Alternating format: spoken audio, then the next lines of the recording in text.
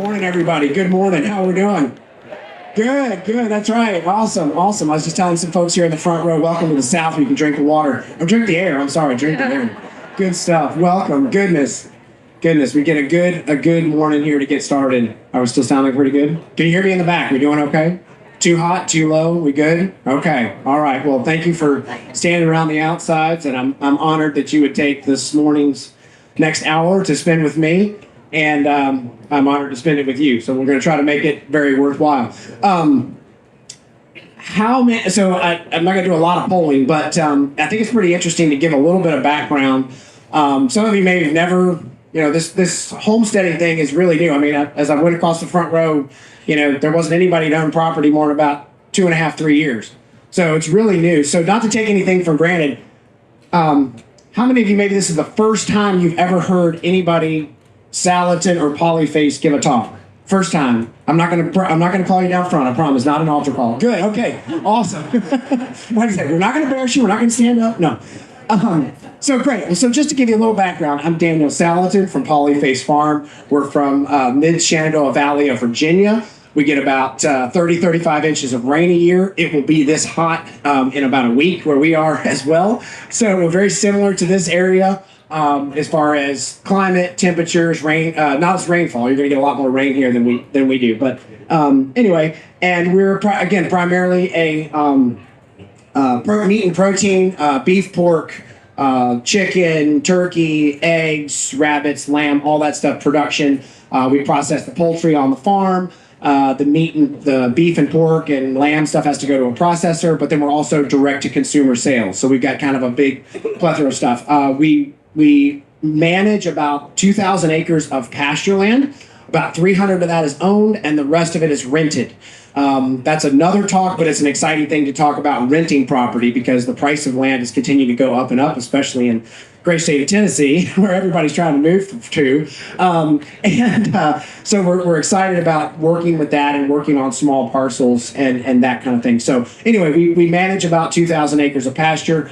And so I've had the great privilege of working with developing and getting up to speed many different farms, not just our own. So we rent about 10 to 15 different properties, everywhere from like 15 acres all the way up to about 400 acres, okay?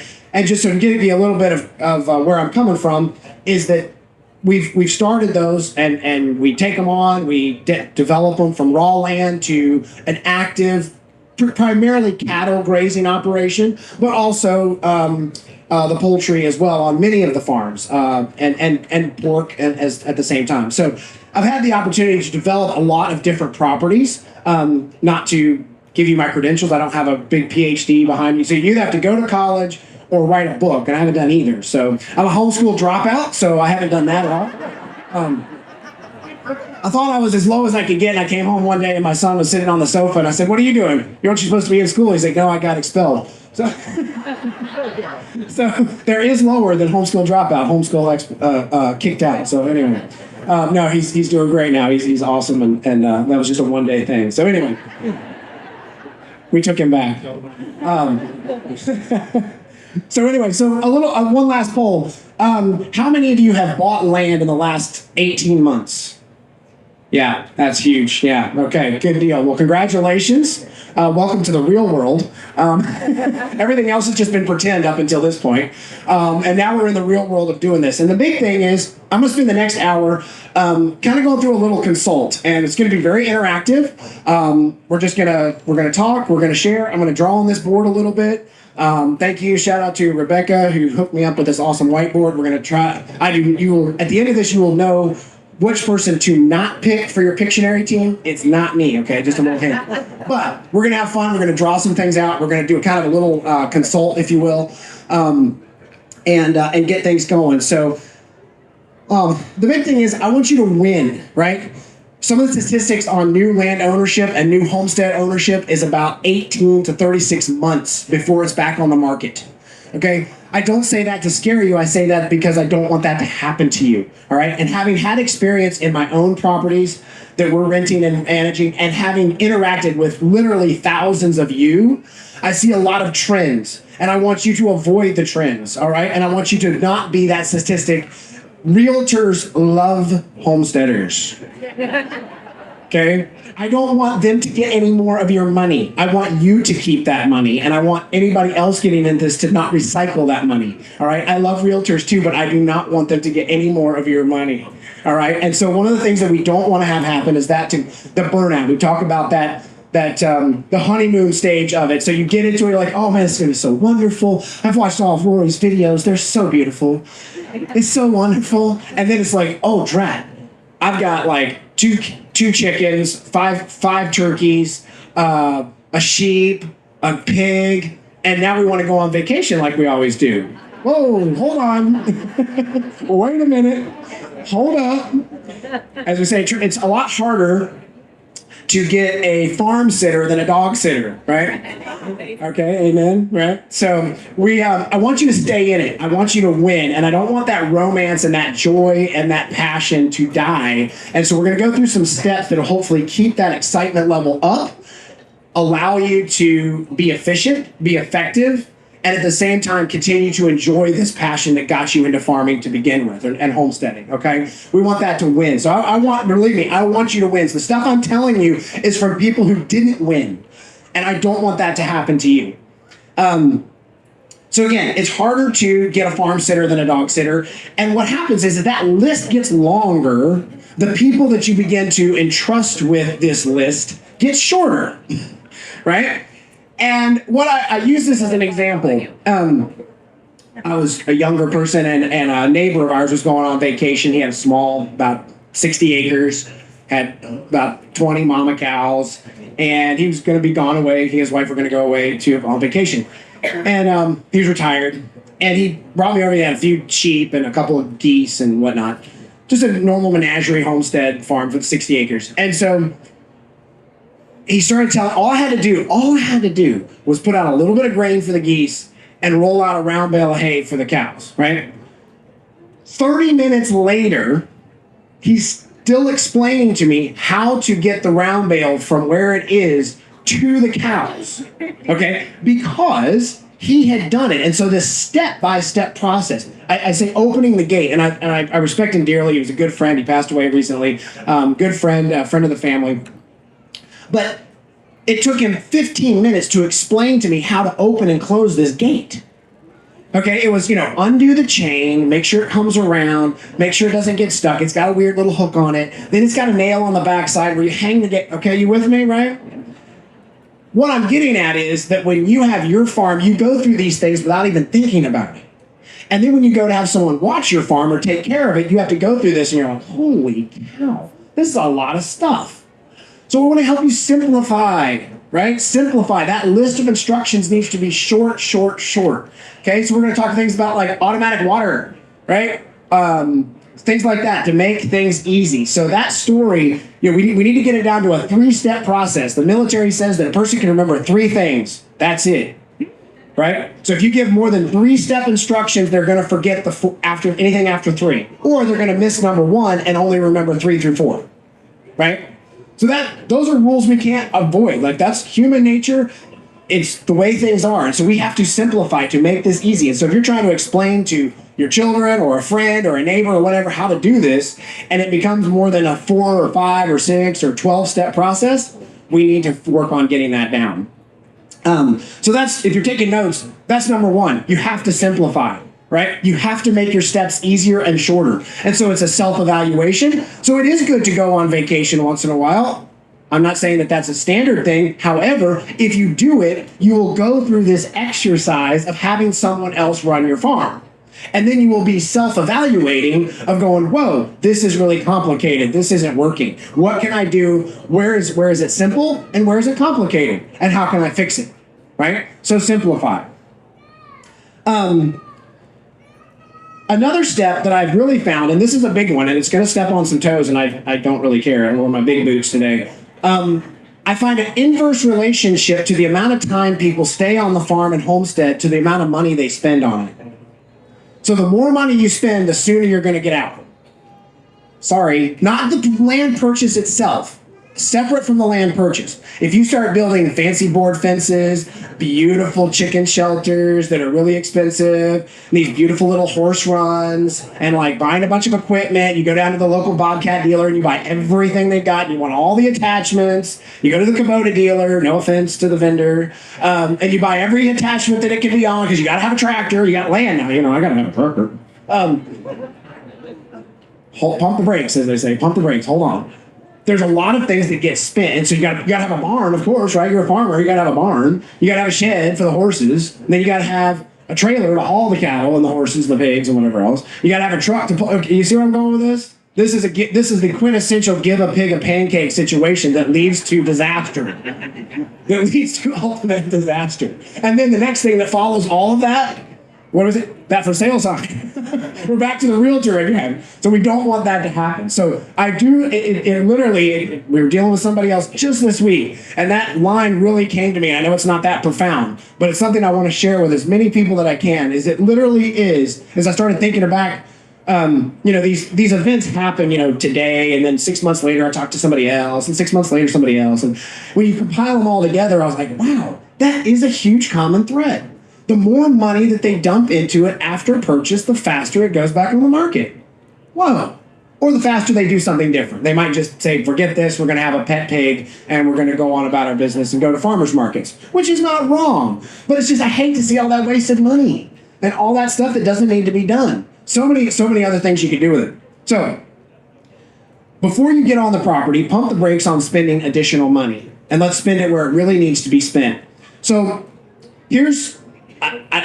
how many, if anybody familiar with Darren Doherty and Regrarians on social media? Anybody? One, two, a couple? Okay, write that down. Darren Doherty, Regrarians. They're on social media. They're a platform. He's probably the most premier water capture and land management expert of our time, based out of Australia. He's phenomenal.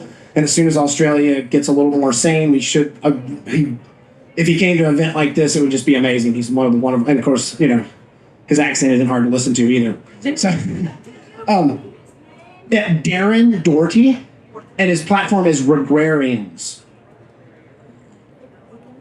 Thank you for shouting out the question, because if I get going too fast or say something you don't understand, please ask a question. Thank you. And so this is, I'm pirating, I'm giving him full credit. Sorry. Regrarians, remember that part about the homeschool dropout thing? There's a beautiful movie, True Grit. She's like, my mother is ate up with grief and she can't spell cat. Yeah, that's me. Okay. Take your best stab. I know it comes up on YouTube and things like that. You'll find it. I'm giving him full credit because I'm using his laws of permanency. He's taken many, many years. He's working on a book that probably is going to be about this thick. But it's going to be a really fascinating book, and he's got laws of permanency, and I can't do it any better than he did, so I'm giving him credit, and I'm going through his laws of permanency. So when you start on your land, here's a few things to consider. Number one, and I'm kind of clumping these together, he breaks them out into three, but just to get them very quickly, is climate, finance, and community. All right? In a permanency situation, we cannot change those. We can change those very, very, very little, and maybe not at all. All right? We talk about climate change, whether you're on one side of the fence or the other, I don't care. That's not what this talk is about. But the point is, if we're here in Columbia, Tennessee, right, on July 2nd, it's going to be this hot. There is virtually nothing we can do about that except to get the VIP passes and go to the Homestead where it's got air conditioning. It's going to be this hot. All right? That's the way it is. The second thing is that climate is going to be, so if you're in that middle area, in that Virginia, Tennessee, Kentucky, Missouri, that area, it's going to be a really positive climate for grass production, cattle grazing, year-round production, seasonality, blah, blah, blah. Okay, right? So if you live in Tucson, Arizona, your climate is that, right? That's the way it is. You're not suddenly going to make it rain an additional 20 inches in Utah. It's just not going to happen right away. And it's not going to happen by your 20 acres. There are some beautiful things that are studying in Asia and things where they're actually getting it to rain more with massive just earthworks and earth regeneration and soil building and vegetative work. So there is some great things. But in generally speaking, we have very, very little to do with the climate. Finance, right? I mean, you have a finite amount of money. The finance in the area of your community, if you live in impoverished America or you live in, I used to say San Francisco, but that's not as applicable anymore. But if you live in a high rent area, okay, your cost of living is very locked in. There's very little that you can do to it. So in other words, selling chicken for $2 a pound in part of America versus $6 a pound in another part of America, you're not going to change that, right? You just have to adapt to it. That's the way it is. Community, okay? Things that are normal, things that are things that happen in your area. Suddenly there's not going to be a bunch of big box stores. Not that you need them or want them, but there's not going to be a bunch of big box stores in rural America, or there's not going to be fancy shopping or the latest greatest production of plays or drama or whatnot in these areas. It's going to be that community flavor, right? And you're not going to have a huge impact on that. We're number 5 now, I think, is geography. Again, you can't change where you bought the farm. When I was going down the line here talking about where you bought that farm, you bought that farm. That's where it is. Again, whether you're in New Mexico or Florida, that's the choice you made, and you're kind of stuck in that environment unless you try to sell and move on. Okay, that's solid. Typography is next law of permanency. These are all getting more and more changeable as you go down this list. Okay. So geography is very unchangeable. You're stuck where you are, and for good and for bad. Topography, that is the shape of the land that you're working with, okay? Hills, valleys, if you're in, I talked to a couple already, flat Indiana, pancake flat, okay, there's no hills, got it. You're not going to suddenly bring in a bunch of dirt and make a hill, right? You're in the Smoky Mountains, you got rolling hills, you got a lot of Florida, all these things. Okay, that's very hard to change. Now, you can change it. So if you bought 60 acres and you've got these rolling hills and stuff and you want to change a little bit of it, you can. It's just expensive and hard, right? So if that's another thing, topography. You also have topography of your neighbors. You can't change that at all, right? So if you live at the bottom of a hill and your conventional farming neighbor is spraying Roundup above you, there's nothing you can do about that. That comes down to you, right? So you have to take that into account when you're, and again, hopefully we'll convince them and they'll change too, and that's wonderful. But at the very moment, that topography of someone living above you or below you or downstream from you or above stream from you does not change. It stays the same, okay? Now we're going to get into some of the other stuff that sounds like, okay, Daniel, we're talking about on-farm layout. Why are we talking about this? Because it's important to understand what you can't change so that we can begin dealing with the things that you can and harnessing the things that you can't change and using them to your benefit instead of complaining about them. All right? The next law of permanency is water. All right? There's no life without water, right? I had an opportunity to do a consult in Maui. Yeah, life is tough. And they had the idea of the island perception of what happens if the boats stop coming, because 98% of their stuff is all brought in from the mainland somewhere else. And I said, what happens if the boats start coming? Are you kidding me? There's fish in the ocean. There's a banana tree outside your door, and there's wild pigs in the forest. What are you talking about? You're going to be fine. I visited Sin City, Las Vegas. They're the ones that are in trouble if the trucks stop coming. They can grow nothing. Right? Nothing. They're a mess, right? And so that's really important. So water is number 1. How to get it, how to keep it, how to hold it. And this is where Darren is incredibly gifted. And so use that. But water is number 1. We're going to get into that in a little bit more. But water, when we access, so if we start, now you just bought your property. The first thing we need to start thinking about is water, because as of just like today, you're not going to live very long without water. And neither are your animals. And neither are your plants. Those beautiful 12 apple trees you just bought and you want to put in, what happens if it doesn't rain? They need water, right? Water is life-sustaining, right? Water in Scripture is not used by accident as life-giving, right? We're born of the water and the Spirit because we need that water to keep us going. We have to have this water. Next law of permanency, I've lost count wherever we are. Access.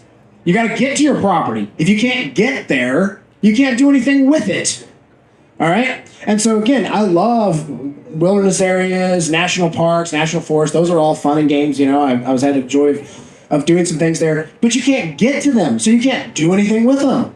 And you can't enjoy it if you can't get there. And so we need all weather access. So one of the first things you're going to want to do is establish access onto your property. Okay? Access onto your property. And that's really, really critical. And that's changeable as well as you work your way down.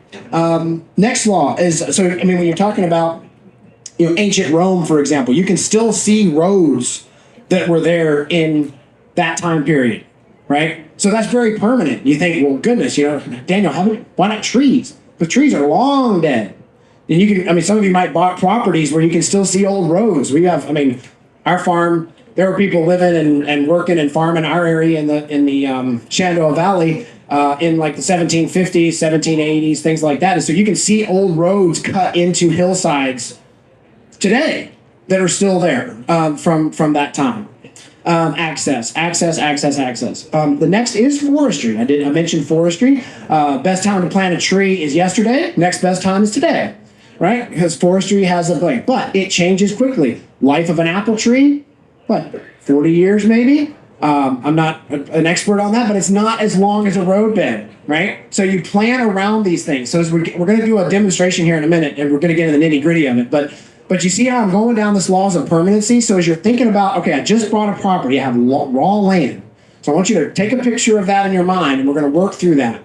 And the idea of, what do I do first, right? Everybody's like, oh, I should plant trees because I need apples and I want this and I want fruit. But you can't get to them.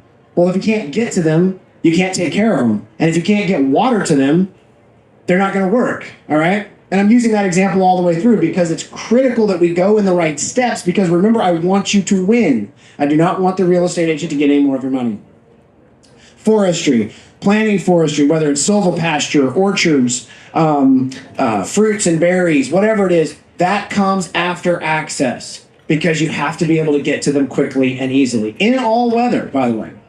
Next thing that's permanent is buildings. Now we're getting to the barns, we're getting to even the house, right? This is all before house, right? So you say, well, I want to live out there. Well, yeah, you do, but you have to have water, you have to have access, and then we're going to get to forestry, then we're going to get to buildings. And buildings, again, we're not going to forget about that law number 3 of the amount of money that you spend. We're going to keep them very, very, very minimalistic. Very. Because you typically, as we'll talk later, you don't necessarily need a barn to farm, okay? You might need a little shed, you might need a little canopy, you might need a little hoop house, but you don't necessarily need a barn. Or expensive buildings, I should say. Next law of permanency is fencing. Fencing. We need fencing to move things around. We got to be able to access things, and so we're going to have fencing to move the animals around. And fencing is very, very portable. You can put it up today, move it tomorrow, put it up this week, move it next year. No big deal, right? It's all about portability. So fencing is way, way down the list. Believe it or not, soil is next. You think, well, wow, soil is more flexible and changeable than fencing? It is, because think about how quickly, who's owned pigs for the first couple times? Just recently owned pigs. Okay. How long have you had pigs? A year. Okay. Have you had them in kind of the same spot? And you've had them in the same spot. Have they greatly impacted that land? A lot, right.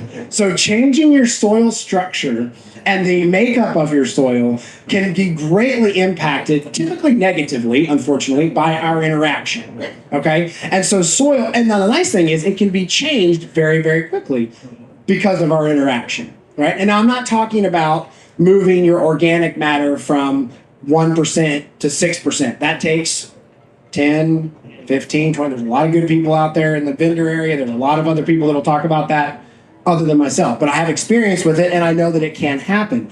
That change, as some of this rented property that we work with, literally we can see an impact and a change in the soil makeup, the grass species, the kind of plants that is growing, all of that in literally the first 5 years.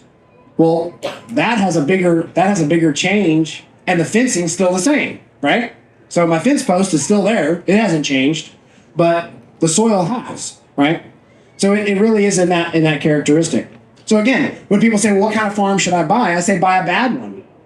Buy one that's very degraded. Buy one that's very washed out, worn out, been plowed a bunch, been stripped, been, mined, whatever. Something that's, because typically that's going to be A, cheaper, and B, you can have a bigger impact on it faster, right?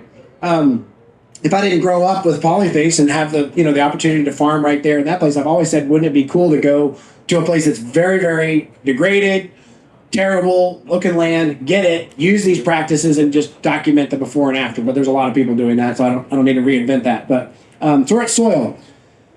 Next law of permanency, livestock. Now we're at the animals. We're like, well, it's about time. How many people have animals before a lot of the stuff on this list? It's okay, don't be bashful. I won't criticize. You're in good company.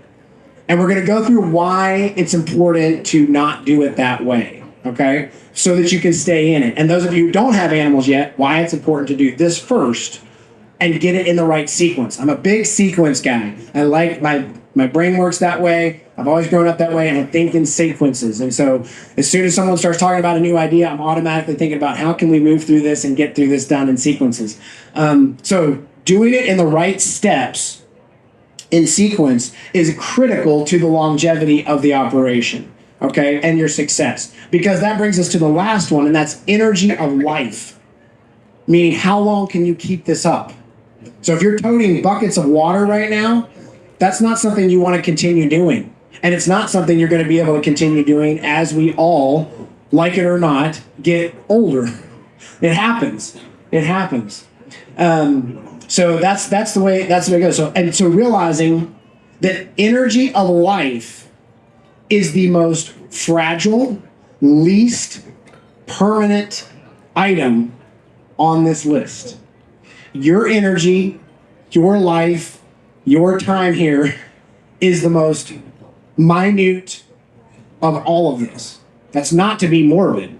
That's to be realistic and to be how can we harness this in a way that not only makes it easy and successful for you and your operation today, but makes it easier for the next generation to take over and continue, right? Because if it's hard and it's annoying and it doesn't make any money and it's frustrating and it's yucky and it smells bad, we don't want to the next generation doesn't want to do it, right? And so we're enjoying this incredible, we know the pendulum swings back and forth, right? We talked to 2 generations ago, it was leave the farm, go get a good job, get a 401k, don't do this hard work. Now we have a whole generation that has no idea how to do this, and we have huge gatherings like this, so we learn how, right? We've lost that information in literally 1.5 generations. It disappeared. It's gone. We have no idea what we're doing, okay? And that's not to be, again, that's why you're here. That's why we have a good community. That's why we want to help you. That's why each other wants to help you. That's why this group wants to help each other. It's a wonderful one. You're not going to find a better group of people than this that want to help each other, encourage each other, open source each other, help solve each other's problems, right? Those are real. But it demonstrates how quickly that energy of life is real. And that energy of life can disappear, and that information of life can vanish if we're not actively passing it on to another generation. Questions on that? I'm going to stop for a second because I'm going to transition to more sequences and more real how-to stuff. That's some of the conceptual thoughts. Questions on that? And that might be a little different than what you thought was going to happen today. Yeah, I'm sorry. Yes, right here. The question is, do we mention employees and staff? Okay, that falls under energy of life.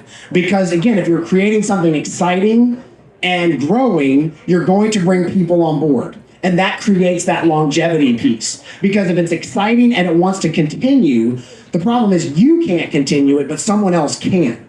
And that's what the energy of life piece is. And that makes it very exciting. Yeah, so that falls in that last piece because you don't want to do it. You don't want to do it right away. You need to have something for people to get involved in and begin a little bit of your own mastery so that you can begin teaching people. And that's a different talk as well about offering mastery and passing that on as well that I enjoy doing. I heard a question over here. Maybe I just heard something. Okay. Daniel. Yes, sir. Ask about farm. Briefly explain scalability and starting small, learning, scaling it, and growing. Right. Okay, so the question was explain scalability starting small. And then growing it up. And that kind of ties into this lady's question as well. I think so the important part is, as we talked about things, starting small and bootstrapping it is important, okay? One of the other permaculture rules Most of you are familiar with permaculture. If you're not, look it up. It's awesome.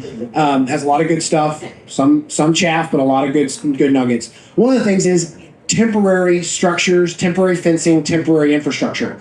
Because you're new at this, right? And it takes some time to learn. And it takes time to learn your area and your setting and again, in your climate, all these things. And so one of the things to keep in mind is to start with the idea of moving it. And that's one of the blessings that, like, my grandfather even started, before Joel, was the idea of temporary movable structures. That's what started us on this road of this chicken shelter thing and all the stuff that, the books are about these days, is because he was a big believer in flexibility and portability, right? And his line was, well, I'm going to build this shed here now, but I want it to be portable so that I can move it because I might not like it there tomorrow. He was really that flexible. That's kind of where some of the history, the backstory of where, us weird people have come from. And so being that flexible is important because, back to the permaculture idea, is that they say don't do anything permanent for at least 18 months when you get on the farm. Well, why is that? Because you need to learn that farm. You need to know where the wet spots are. So I say, I talked about so for example, access. All right, I want to build roads so that you can access your property. But if you haven't seen it go through at least an entire season, you don't know where the wet spots are, where in my case, where the snow might pile up a little bit, where it's a wet weather spring, where it's always dry all the time. So in other words, we say if you're going to be on your property and you're driving from here to there, here to there, here to there, and it suddenly creates a spot where there's no grass growing, that suddenly becomes a road. Now you put gravel on it, or you dress it up, or you bring an excavator in and clean it up a little bit. That's now a road. You didn't decide that from some great strategic plan. You didn't bring in a landscape architect to build that out. No, you just started living and then realized, well, hey, I'm driving from here to there. And then suddenly you realize, man, there's a little puddle there and there's a wet spot. So my road has always developed a little bit like this. That's weird. Wonder why. Oh, there's a little wet spot right there. Okay, got it. So now when you build the road, it's shaped like that. And that's great. And if you just go and say, well, I want my road right there, I'm going to put enough gravel in to make a road, and you're fighting nature all the time. That's very expensive. She's got deep pockets. She'll beat you every time. So take your time and grow into it. And so again, fencing, temporary fencing, tread-in fencing. I don't need to call out sponsors. There's tons of them here. Use lots of temporary fencing. We'll talk about temporary fencing tomorrow, and we'll talk about moving cattle and different animals, handling livestock. But the idea of temporary fencing. Don't go push in a bunch of wooden posts and spend a bunch of money on permanent fencing. Wait. Put some temporaries in. See what happens. The rule of thumb with permaculture, if you put up a piece of fence 3 or 4 times in the same spot in the same year, then you can make it permanent. Okay? Same thing with water points. All those issues, those water points start. Okay, I need a water point right here. And then 2 months later, man, I wish I had a water point right there. 2 months later, again. You probably should put a water point right there, okay? Those laws of permanency are very critical when you're thinking back through this. So start small, start flexible. Put your water line on top of the ground. Don't bury it year 1. You're like, oh, but Daniel, I'm in Wisconsin. It gets really cold. Okay, drain it out. I don't care. Don't bury it yet. Because I promise you, you're not smart enough to know where you need it yet. And if you even hired me to come into it, I'm not smart enough to tell you where you need it to go. You need to live on that land long enough to know where you want it. All right? And I'm hammering this home because I see so many people spending so much money on pressure-treated fence posts, woven wire, buried water line, expensive hydrants, expensive water drinkers, and then they realize they're not in the right spot, they're not what they wanted, and they can't move them, and they become married to it and chained to it. It becomes bondage and not freedom. I need you to be free and flexible. So starting small, starting cheap, starting movable. Other questions? Great. Any other questions on that? Then we'll jump to more how-to stuff. Shoot your hands up big and high. Sorry, go ahead.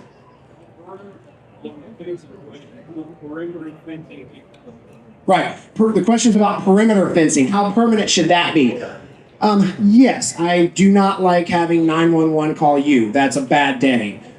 So permanent fencing is important, and it's based on risk and assessment. So if you live next to I-40, yes, please go spend the money to put some good woven wire fence. so that you do not have the state highway department calling you talking about cows on the road. That's a bad day.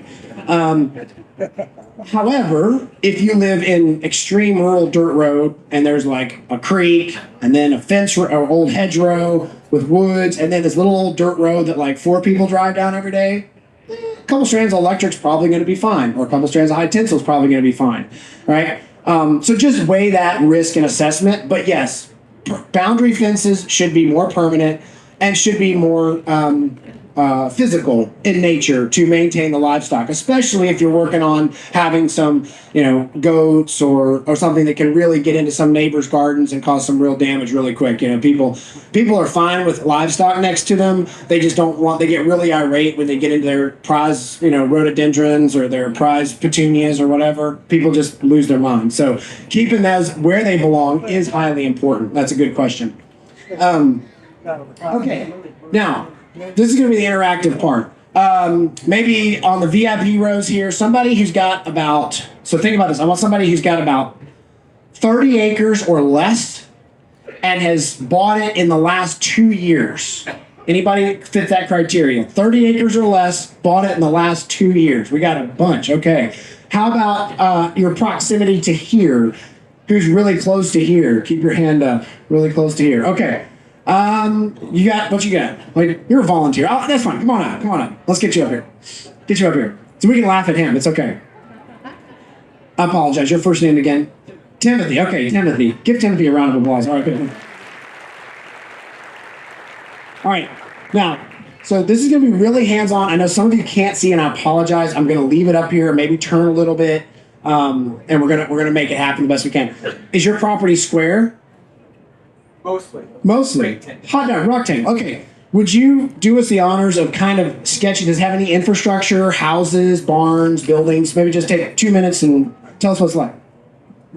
Okay, so are you going to draw it? You're going to draw it. Oh, okay. So should I start drawing or just tell you? Tell us and then you're going to. Okay, we live about 7 minutes south of here. The road is north. Our property goes south. It's basically a rectangle. It's just skewed slightly, kind of, what is that, a trapezoid? I don't know. It's about 6 to 7 acres of cleared land with an already fenced-in pasture, which is awesome.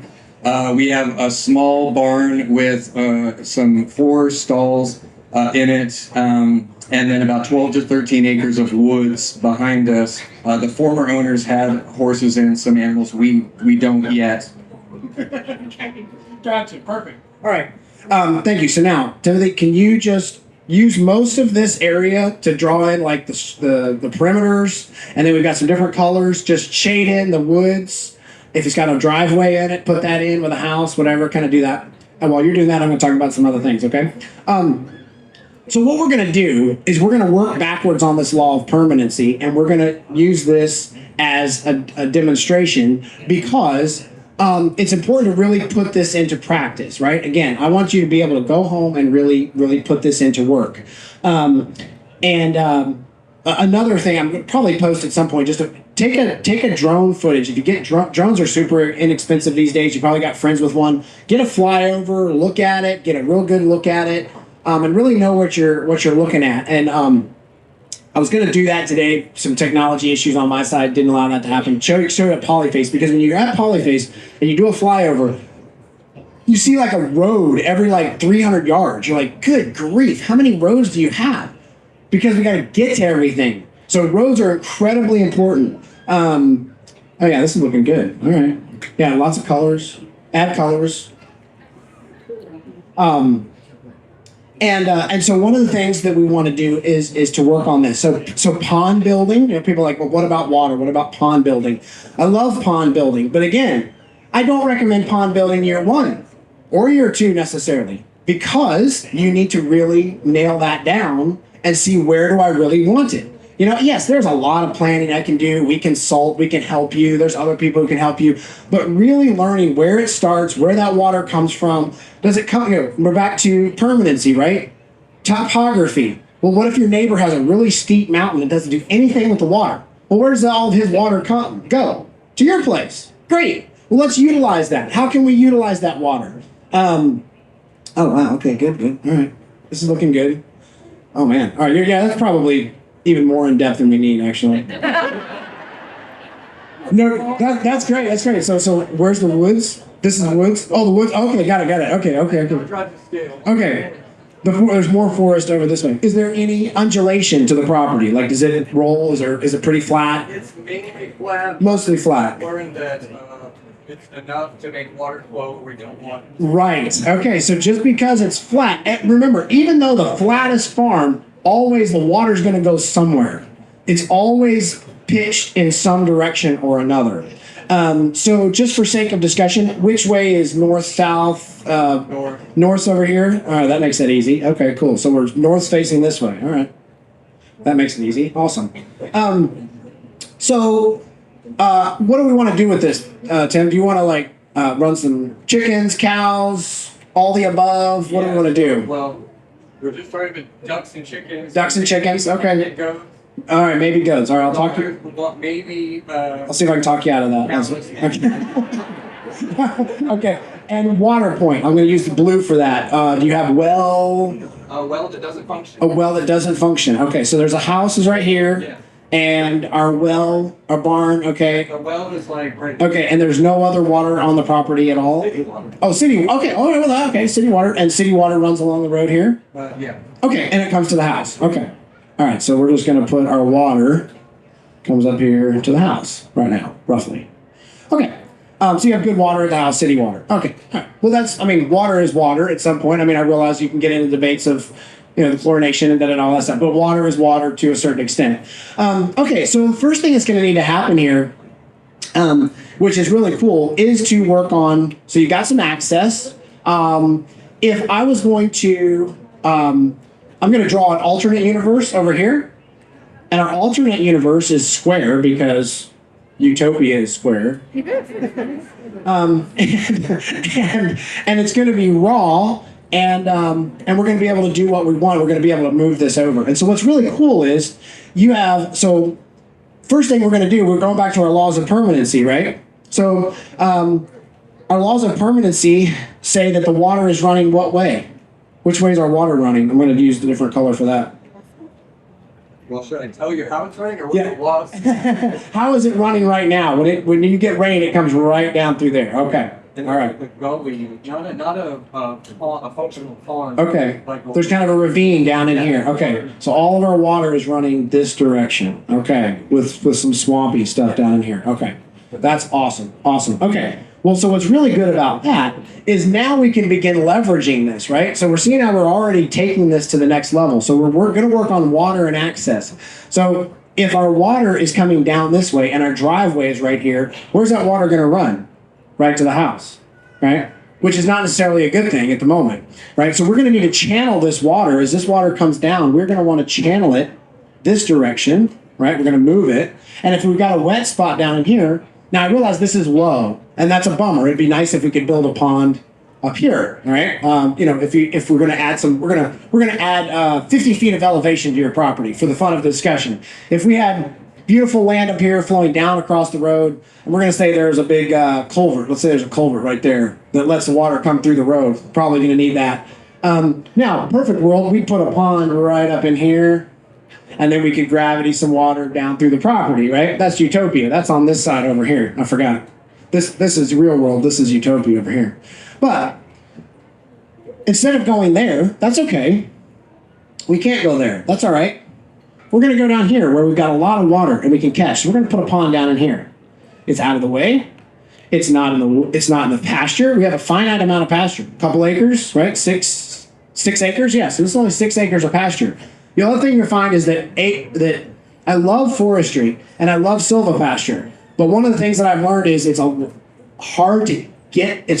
to keep open land and it's harder to make, right? So I'm much more interested in expanding pasture into forestry and letting that become silvopasture than going out here and just planting trees, boom, boom, boom, boom, boom, boom, boom. Now, there is a place for that. There's a time and a place for that. But to just go out and start planting trees randomly out in this pasture, you're going to have a hard time beating the weeds back anyway. So let's see if we can figure out how to make a silvopasture over here as opposed to building a silvopasture over there.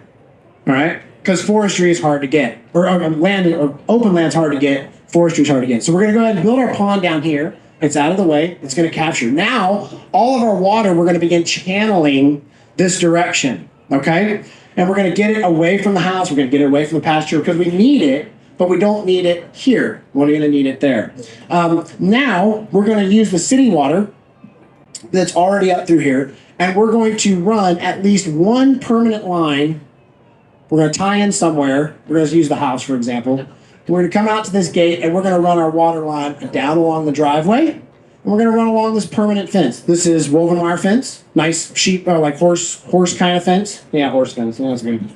And so we're going to use that. We're not going to tear it out because it's not a bad location, and we're going to maximize what's already there. Okay, and so we're going to put this water line along the permanent fence line. We're not going to bury it yet because we're going to make sure we like it, but we're going to put it there because that way, when you want to run any fences, this pasture is a little big because you're only going to have, if your daughters want a couple cows, maybe one milk cow, a couple goats or something. Okay.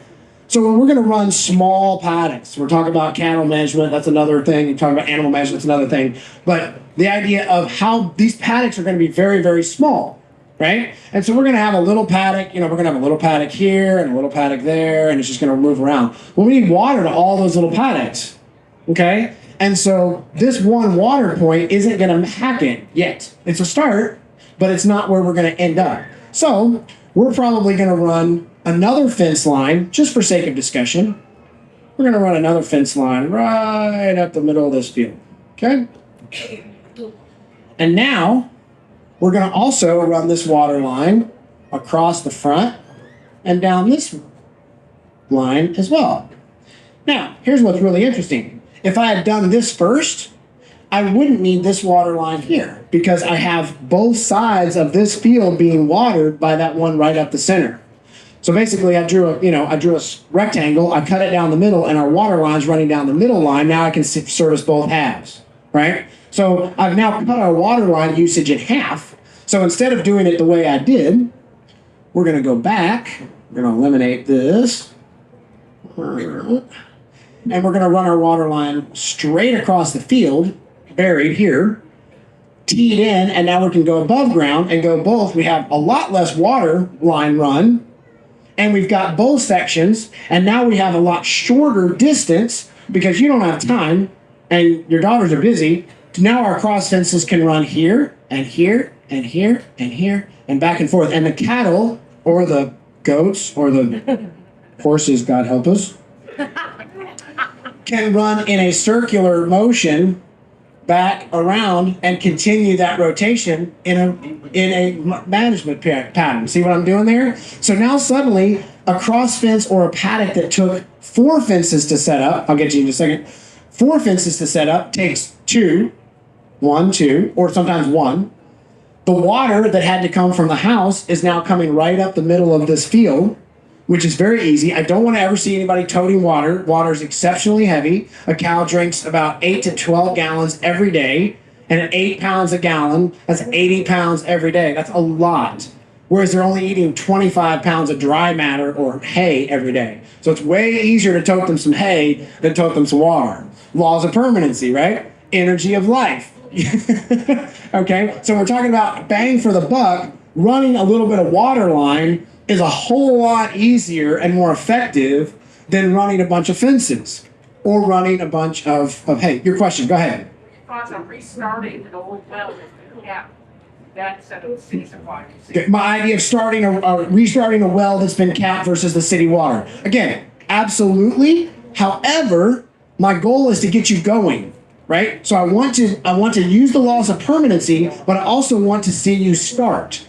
So right now, the easiest hookup is city water. Boom, it's there tomorrow. In the future, this pond might be a great source. This is in the 5-year plan. Getting this stuff going is in the 2-year plan, right? Recapping the well is maybe in the 5-year plan, or retapping that well is maybe in a 5-year plan. I don't have experience specifically firsthand with that, but I mean, getting your own water source off of city is a brilliant plan. But I don't want to see you start. Here's the other thing. This is extra, it's free. I don't want you to wait for utopia to start. Okay? I want you to use the laws of permanency to not kill yourself and get frustrated and get burnout, But I also don't want you to wait for everything to be just perfect and I got to buy the most expensive valves and the New Zealand style this and the that and the okay, before you can do anything. What happens is then it sits for 5 years, the pasture becomes all grown up, your daughters have other interests, they're now not interested, blah, blah, blah, and now we've lost our opportunity. And our time of life is the most quickly gone, right? So I want you to use the laws of permanency, but I want you to get started. Okay. Other questions on this? I'm going to go deeper into it, but I'm going to stop at this level. What other questions? Other questions you have? Oh, sorry, in the back. Yes. So if you have a couple of Dexter cattle, say how big are those paddocks and how often do you rotate? Okay, if you have a couple of Dexter cattle, how big are these paddocks and how often do you rotate? So the first thing is, my big goal, my big push is to get to dailies, daily moves, if possible. Now, I realize that's a little bit over here in the utopian world. I realize there are people that, homesteading, we have jobs still off the farm, we have things we've got going. So I realize that's utopian life. But I do encourage dailies if at all possible. What that means is you want to eat about anywhere from 60 to 70% of the available forage that's there. So if the forage is this tall, we're going to take some of it down. But again, they're not going to eat every plant. So I say available forage, meaning the clovers they might eat to very short, and the other stuff they don't eat very well at all. So we're going to try to mix and match that. But daily moves helps them eat everything pretty equally. And then the paddock size is set up based on that utilization, meaning if they eat that much in a day, that's the right size. If they still have plenty and too much, it's too big, or vice versa. So I'd love to give you a more specific answer, but we'd have to sit and talk for another hour to get that nailed down. But the key is 50 to 70% of the utilization of available forage and your goal of daily moves. And I realize you can still do that on weekly moves or a couple of day moves, but you just have to change your paddock size. That's a good question.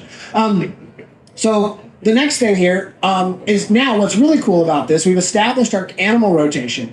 Now, where do you think we've got our access.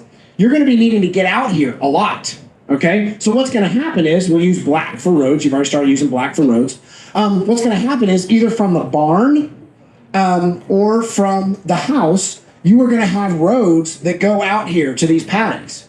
So probably from the barn, you're going to have another road that's going to come in, say, this corner, for example, and it's going to go over. And our main goal of Polyface is always to drive along the edge of the pastures, along the fence rows. Then you're over here, you don't have paddocks, drive lines all the way out through your fields in weird motions. You know that I'm going to come in, I'm going to turn right, and I'm going to drive right along this fence row.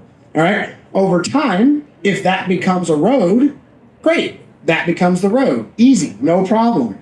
Right? If you wanted to come from the house and come straight across and then tee and go same as the water line, maybe it follows the water line. Let me actually do that. I like that. We're going to follow the water line, put things in the same place. It really helps. It helps you find it 10 years from now when you start to get a little senile and can't remember. Or you've got 50 water lines all over the farm. You don't know which one was which. So you can follow the fence rows. So if we're going to run our road through this gate, we're going to run the road along here, and then it's going to tee and go both directions. So now we have our fence, our water line, and our road in the exact same spot. Now, not a trick question, bonus, where do you think we should be planting trees? It's not a trick question. Right here along the road, right? Okay, if you put your access in the right spot, and you put your water in the right spot, that's naturally where your trees are going to go. Now you have a beautiful cut up, you have a beautiful tree line along this road and fence line. You have a shelter break from both directions of where your wind is coming from. You have shade provided on either side. And we know this, looking at history, how many of these big, Victorian or antebellum type homes have those beautiful tree line drives? Don't buck the system. It's there for a reason. Embrace it. Just don't do it first. Do it in sequence, right? So your trees, now we can put a couple trees in here. Like my trees, kind of bushy. So we're going to put a couple trees right here along this fence row. We're going to fill them in and put a couple more. But the nice part is if you need to mow this, Maybe you want to make a little hay. Maybe you got a little brushy and you want to mow something down. You got the whole pasture to mow back and forth, but you still have wonderful interspersion. And if you want, all right, I'll say you can put some trees over here. We can put some trees around the boundary. That's okay. Put some trees there. We're gonna put some trees along your driveway. Right, we're gonna put some trees along there. And so that creates beautiful diversity, beautiful habitat, but you haven't planted them out in the middle of your pasture. You've let the law of permanency direct where you want to go. So back over here in our utopian world, give him a hand. Thank you. Thank you.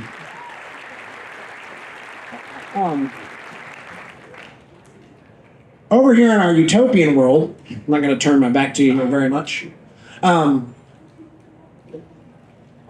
Realizing that this was actually a really easy setup because it's flat. He had water very centrally located, right? He had some fences already going. But if we're over here and we have our water point is where we drew the pond, right? This is our water point. And our access, our house is like right there. Like, oh boy, okay? And we've got some big, steep, like funky hills over here that are really steep. We've got an old valley that runs down this way. So we're going to draw our valley in like this. Our valley comes down, right? And it's messy. And then the nice part is we've got a stream that starts down here and it kind of meanders through the property and it ends up in the pond. And we've got our forest. We've got some forest over here. I'm going to shade that in, forest. And you kind of see how that's beginning to develop. So now we're going to figure out, well, where are we going to do this? Well, now we're going to fence out our waterway. So we're going to fence that out. Look, fence was brown. My bad. Hold on. I'm almost done, I promise. Fence is brown. We're going to fence that out. We're going to fence out. This is all nasty. We don't want to work up here, so we're going to fence that out too. All right, and this is our woods, so we're going to finish that out. We're going to fence that. We're not going to make it straight. We're going to follow whatever the tree line is. That's fine. We're going to fence that out. What did I say this was? Hills. That's right, hills. Okay, good. Thank you. We're going to fence that out. That's fenced. Well, now, good. Okay, so cool. So we fenced out our trees. We fenced out our brush, nasty land. This is all super steep, like too steep you can't even drive on it. Nasty. And this is our rough hills that we can't do anything with. Okay, well, now we've got all these permanent fences going. Cool. Well, let's see.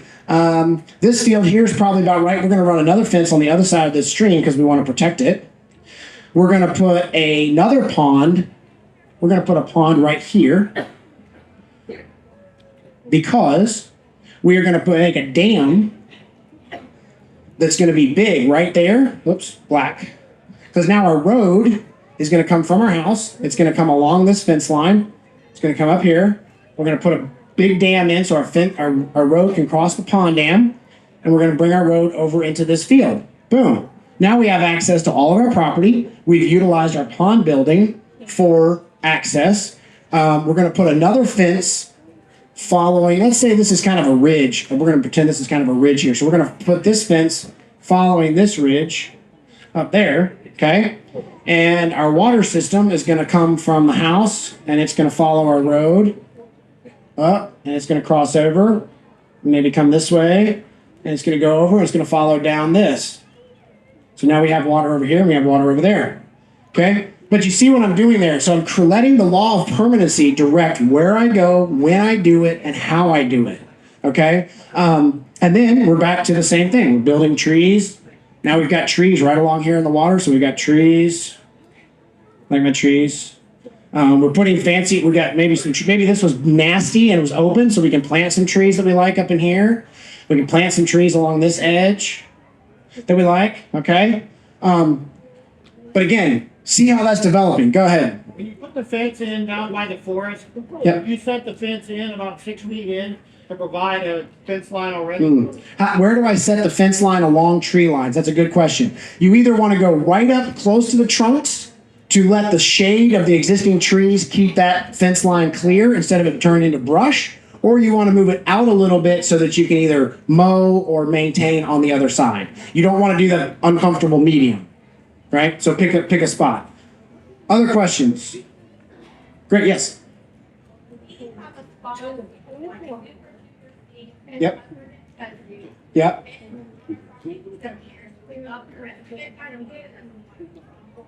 Right? Sure. Sure. How far is it from your water source? I mean, like 1,000 yards, like a couple hundred feet? Like a mile? Half a mile. Okay. And then do you have agricultural land right up to this space? This is she's asking about an unused space that's covered in kudzu and fun stuff like that, but it's very inaccessible, it's steep, and it's kind of out of the way. What would you do? Okay. Right. One side of the driveway is where this is, the other side's nice. Do you have water going anywhere else, or not really? Okay, gotcha. Okay. Well, again, another law of permanency, and it's not a law of permanency, but a law that's helpful is focus on your best land first and let your outlying be last. So in other words, a lot of people hate to look, and I promise you I'm done in this last question. A lot of people look to that one problem spot and go, oh, I really want to fix that. And you neglect all this other beautiful land. You know, I mean, I love the scriptures, but I always wonder, I'm like, what the heck is he doing? Leaving 99 and going for the one? Forget the one. He's dumb. Stay with the 99. I'm sick that way. I'm sorry. I'm glad he loves me anyway. So all I'm saying is I would say if you want to deal with it, great. But I would focus your efforts and your infrastructure on the good stuff first, and you'll get to that. Maybe that's the 5-10-year plan. Okay, so you've already, so I would just say, let's get some water there. And then if you want to fence in the whole property and do the goat thing, that's fine. If you want to do the pig thing, that's fine. But I would try to get your infrastructure, use these laws and get infrastructure there first. So the main thing is, here's the big thing. Using her tactic, just don't go get the animals first. Right? Everybody wants to rush into animals. They want to run to the hatchery and order the chicks. They want to go buy the goats. They want to get the animals. And I get it. They're a whole lot cuter and a whole lot more fun than buying waterline. Start with that first so that you enjoy having the animals, and so that when you need to have someone check it, they literally drive in, oh, there's water in the drinker because the automatic valve is working and the water's flowing there all by itself. And now the list for people watching your farm is easy, and that person is most of the time you, which means you have more energy and more time to go do something else. So however that falls, I know that doesn't answer your question specifically, and I'm sorry, but I would really encourage, and we can talk afterwards, but I really would encourage you to use those laws to get things done. Look at how long, take some notes. What do I spend my time on day after day after day? I'll leave you with this. My grandfather said, if you're spending more than 30% of your day on chores, which means something you have to do again tomorrow, you're never going to get ahead. So when you're on your property and you're thinking, man, I'm spending I'm spending 50% of my day on stuff I got to turn around and do tomorrow, we got to work on getting those chores down so that you can suddenly turn around and do something more exciting, more innovating, progress. We're going to get to that field, but we can't get to it because we're still doing something. I'm not saying this is the way it is for you, but we can't get to that field because we're still busy doing something else. Okay? Bless you. Thank you for coming. Follow the steps and you'll be successful. Godspeed.